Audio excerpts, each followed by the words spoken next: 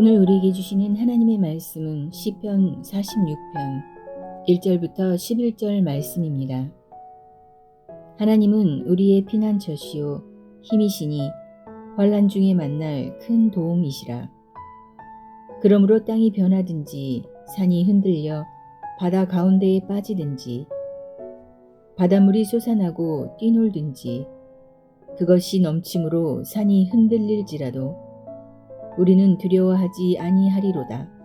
셀라. 한 시내가 있어 나뉘어 흘러 하나님의 성 곧 지존하신 이의 성소를 기쁘게 하도다. 하나님이 그 성 중에 계심에 성이 흔들리지 아니할 것이라. 새벽에 하나님이 도우시리로다. 문나라가 떠들며 왕국이 흔들렸더니 그가 소리를 내심에 땅이 녹았도다. 만군의 여호와께서 우리와 함께 하시니 야곱의 하나님은 우리의 피난처시로다. 셀라. 와서 여호와의 행적을 볼지어다. 그가 땅을 황무지로 만드셨도다. 그가 땅끝까지 전쟁을 쉬게 하시며 활을 꺾고 창을 끊으며 수레를 불사르시는도다. 이르시기를 너희는 가만히 있어 내가 하나님됨을 알지어다. 내가 문나라 중에서 높임을 받으리라. 내가 세계 중에서 높임을 받으리라 하시도다. 만군의 여호와께서 우리와 함께 하시니 야곱의 하나님은 우리의 피난처시로다. 셀라.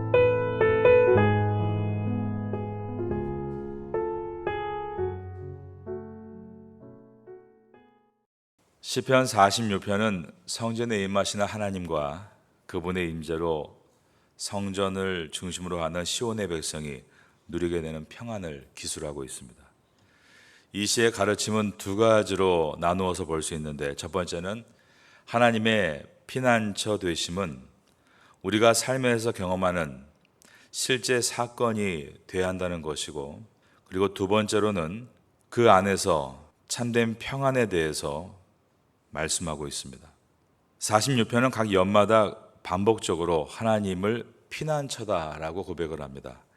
1년이 1절에서 3절이고 2년이 4절에서 7절이고 3년이 8절에서 11절인데 1년의 시작인 1절에 보시면 하나님은 우리의 피난처시요 하나님이시니 힘이시니 환난 중에 만날 큰 도움이시라. 하나님을 피난처시라고 고백했고, 2년인 4절과 7절 사이에도 7절에 보시면 만군의 여호와께서 우리와 함께 하시니 야곱의 하나님은 우리의 피난처시로다 라고 했습니다.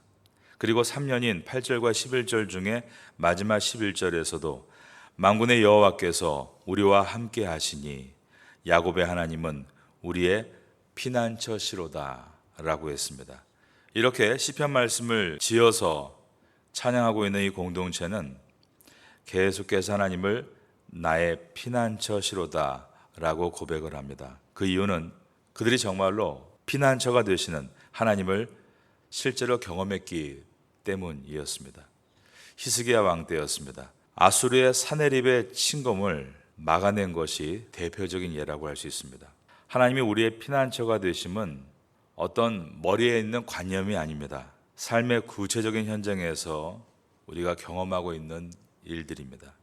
시편 기자는 이 시편을 읽고 듣는 우리들에게도 피난처이신 하나님을 경험하라 초대하고 있습니다. 8절에서 와서 여호와의 행적을 볼지어다 라고 초대하고 있고, 또 10절에서도 너희는 가만히 있어 내가 하나님됨을 알지어다 명령하고 있습니다. 왜냐하면 하나님의 구원하심은 우리가 와서 보듯이 경험할 수 있는 것이고, 그리고 그분이 어떤가를 알듯이 우리가 분명히 만나는 사건이기 때문입니다. 그러므로 오늘 이 시편의 말씀은 첫째로 우리는 하나님께서 피난처가 되심을 경험할 수 있고 또한 반드시 경험해야 한다라고 가르치고 있는 것입니다. 두 번째는 아까 말씀드린 대로 그 안에서 우리에게 주어지는 평안입니다. 하나님이 우리의 삶을 통치하신다는 증거가 무엇입니까? 평안입니다. 만약에 하나님께서 우리의 삶에 개입하지 않으실 때 어떤 일이 일어납니까? 불안입니다.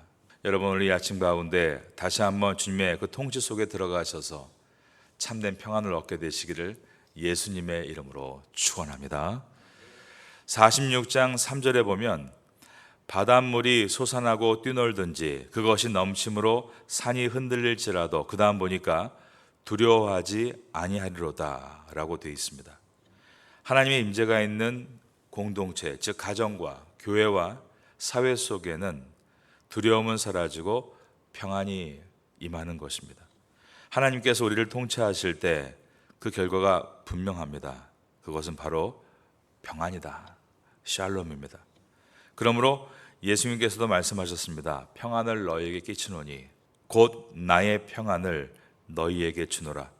내가 너희에게 주는 것은 세상에 주는 것과 같지 아니하니 너희는 마음에 근심하지도 말고 두려워하지도 말라라고 하셨습니다. 요한복음 14장 27절에 기록된 말씀이었습니다. 요즘 얼마나 엄청난 일들이 우리를 둘러싸고 있습니까? 다른 나라에서 일어나고 있는 전쟁들, 지진을 비롯한 자연재해들, 그것으로 인해서 발생하는 경제적인 어려움들이 우리를 덮으려고 밀려오고 있습니다.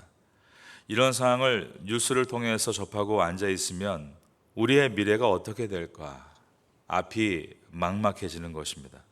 2011년 3월 11일에 일본 NHK 방송은 그날 일본에서 일어난 대지진을 생방송으로 전 세계에 송출했습니다. 그 장면을 보면서 전 세계 사람들은 너무나 놀라 입을 다물지를 못했습니다. 산이 흔들려 산사태가 나고 바다 밑에 단층이 끊어져서 쓰나미가 몰려올 때 참으로 인간이 할 수 있는 일이 없구나라는 허무함을 느낀 것입니다. 오늘 본문 46편 2절을 보시기 바랍니다. 그러므로 땅이 변하든지 산이 흔들려 바다 가운데 빠지든지 바닷물이 솟아나고 뛰놀든지 그것이 넘침으로 산이 흔들릴지라도, 이런 경우는 인간이 어떻게 할 수 없는 상황입니다. 그런데 시편 기자는 3절 마지막 부분에서 우리는 두려워하지 아니하리로다 라고 고백하고 있습니다. 그 이유는 1절과 같이 하나님은 우리의 피난처시요 힘이시니 환난 중에 만날 큰 도움이시라, 이 믿음을 붙들고 있기 때문입니다. 하나님께서 나의 피난처가 되신다, 그들은 그러한 경험을 갖고 있기 때문이었습니다. 우리가 과거에 하나님이 나의 피난처가 되신다, 그것을 기억하고 고백하는 것을 에베네셀의 하나님이다 라고 말합니다. 하나님께서 지금까지 여기 오기까지 나를 도와주셨고 나의 피난처가 되어주셨다. 그 하나님이 오늘도 그리고 내일도 나의 피난처가 되어주셔서 나를 지켜주실 것이다. 이러한 주님의 도우심에 대한 경험이 있기 때문에 시편 기자는 두려워하지 않는다라고 말할 수 있었던 것입니다. 여러분도 지금까지 여러분을 도우시고 여러분의 피난처가 되어주셨던 그 에베네셀 하나님을 기억하면 어떠십니까? 그래, 그때 그렇게 어려운 것도 벗어날 수 있도록 도와주셨지. 나의 아픈 질병도, 나의 어려웠던 가정 환경도, 앞이 막막했던 나의 생활도 하나님께서 다시 지켜주시고 나를 인도해 주셨지. 그것을 기억하는 에베네셀의 하나님을 붙들 때 우린 시편 기자와 같이 땅이 변하든지 산이 흔들려 바다 가운데 빠지든지 바닷물이 솟아나고 뛰놀든지 그것이 넘침으로 산이 흔들린다 할지라도 우리는 두려워하지 아니하리로다, 이러한 고백을 할 수 있게 될 줄로 믿습니다. 예수님은 내가 주는 것은 세상에 줄 수 없는 평안이다 라고 말씀하셨습니다. 평안은 상황과 환경이 마음에 들 때 느끼는 평안함이 아니라 눈앞에서 바닷물이 솟고 산이 흔들려고 같은 혼동의 상황을 믿음으로 바라보는 것입니다. 지금 시편 기자는 시내가 하나님의 도성 예루살렘을 돌아 흐른다라고 노래를 하고 있습니다. 4절을 보겠습니다. 한 시내가 있어 나뉘어 흘러 하나님의 성 곧 지존하신 이의 성소를 기쁘게 하도다. 이것은 놀라운 고백입니다. 지금 물의 위협이 가득한 상황입니다. 그런데 이것에 대해서 시내가 나뉘어져서 지금 하나님의 기쁘신 뜻을 따라 흐르고 있다라고 표현한 것입니다. 위협이 가득한 상황 속에서도 흔들리지 않는 평안입니다. 위협이 가득한 상황이 사라져서 오는 평안이 아니라 지금 엄청난 물이 몰려오고 있다 할지라도 그것은 모두 하나님의 기쁘신 뜻을 따라 주님의 길에 맞춰 흘러가고 있는 것이다. 위협이 가득한 상황 안에서 흔들리지 않는 평안, 바로 이것이 시편이 말하고 있는 평안입니다. 어떤 고난 속에서도 빼앗기지 않을 이 기쁨, 이것은 도대체 어디서 오는 것일까요? 그것은 시시각각 변하는 상황과 환경을 기반으로 하지 않습니다. 현실은 분명히 어둡습니다. 그런데 시편 기자가 이런 어둠의 상황에서 이토록 평안함과 기쁨을 간직하고 있는 이유는 그가 믿음의 눈을 들어서 하나님을 바라보고 있기 때문이었습니다. 5절입니다. 하나님이 그 성중에 계심에 성이 흔들리지 아니할 것이라. 새벽에 하나님이 도우시리로다. 지금 산같이 높은 파도가 몰려오고 있습니다. 그런데 시편 기자는 그 물이 이 성의 주변을 돌아서 하나님의 기쁘신 뜻대로 흘러가리로다. 오히려 엄청난 재앙을 믿음으로 받아들이고 있습니다. 그 이유가 무엇입니까? 그가 지금 믿음으로 하나님을 바라보고 있기 때문입니다. 하나님이 그 성중에 계시며 성이 흔들리지 아니할 것이라. 새벽에 하나님이 도우시리로다. 그는 어둠의 상황 속에서 빛이신 하나님을 계속 주시하고 있는 것입니다. 여러분, 우린 이것을 믿음의 눈이다라고 부릅니다. 상황은 어둡지만 믿음의 눈으로 빛이신 하나님을 바라보고 있는 것입니다. 빛이신 하나님을 바라보는 사람은 가장 칠흑 같은 어둠에서도 견뎌낼 수 있는 것입니다. 5절에서 새벽에 하나님이 도우시리로다. 새벽은 어떤 때입니까? 가장 어두운 때입니다. 사람들은 가장 어두울 때 모두 잠들어 있습니다. 그런데 믿음의 눈으로 하나님을 바라보는 사람은 가장 어두운 때 깨어 있는 것입니다. 새벽에 나와 기도하는 것은 그것을 상징한다라고 말할 수 있습니다. 빛이신 하나님께서 잠시 잠깐 후면 이 어둠을 모두 몰아내 주신다는 것을 알기 때문에 어두움 속에서도 빛이신 주님을 믿음의 눈으로 바라봄으로 그 어두움을 이겨나가는 것입니다. 여러분의 새벽 기도 시간이 믿음의 눈을 뜨는 시간이 되시기를 바라고 빛이신 하나님을 만나심으로 여러분의 어두운 삶의 현실에서 끝까지 승리할 수 있는, 그래서 마침내 밝은 빛을 품에 안을 수 있는 성도의 삶이 될 수 있기를 예수님의 이름으로 축원합니다. 이스라엘 백성들이 피난처 되신 하나님을 경험했던 대표적인 사건은 아까 말씀드린 대로 유다 히스기야 왕 때였습니다.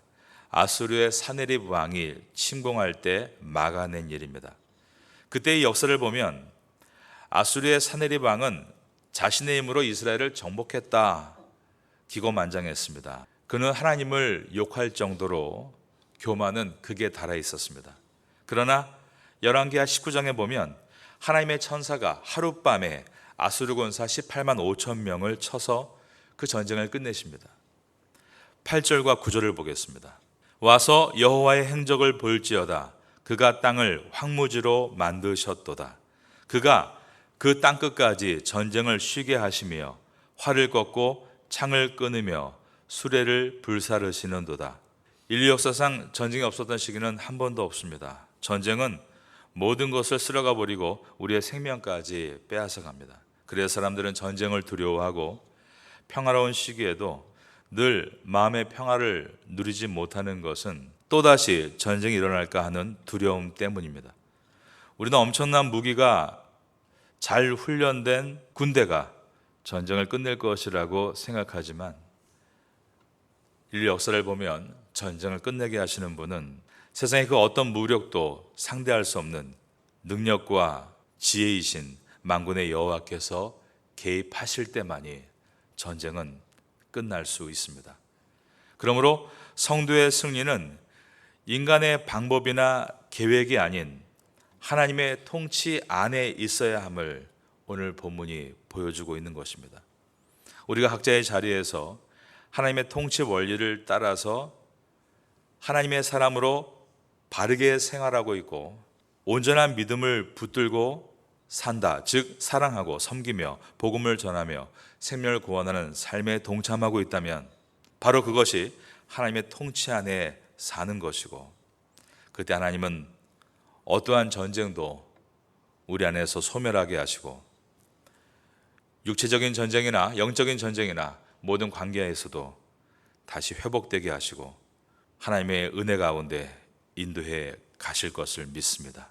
하나님은 시편 기자의 손을 통해서 10절에서 이렇게 말씀하셨습니다. 너희는 가만히 있어 내가 하나님됨을 알지어다. 위대한 말씀입니다. 이 뜻은 살아계신 하나님은 첫째 일하시는 하나님이시다라는 뜻입니다. 그리고 승리를 주시는 하나님이시다라는 뜻인 것입니다. 우리가 이 새벽에 나와서 가만히 있는 것은 오늘 하루를 내가 아무것도 안 하겠다는 의미가 아닙니다. 우리가 이 새벽에 나와 가만히 있는 것은 첫째로 살아계신 하나님을 만나는 시간이고 하나님께서 우리에게 어떠한 승리를 주실 것인가를 다시 목도하는 시간이 이 아침의 시간인 줄로 믿습니다. 그리고 그 주님의 벅찬 은혜와 감격으로 하나님 편에서 함께 열심히 땀 흘리며 오늘도 달려가는 우리가 되기를 마지막으로 예수님의 이름으로 축원합니다. 지금은 함께 기도하는 시간입니다. 3월의 공동 기도 제목은 첫째, 말씀과 기도의 자리에 서게 하소서. 둘째, 사랑과 섬김의 자리에 서게 하소서. 셋째, 고난주간 말씀 사경회를 잘 준비하게 하소서. 넷째, 부활주일 세례 예식을 잘 준비하게 하소서. 말씀을 붙잡고 기도하는 귀한 시간 되시기를 소망합니다.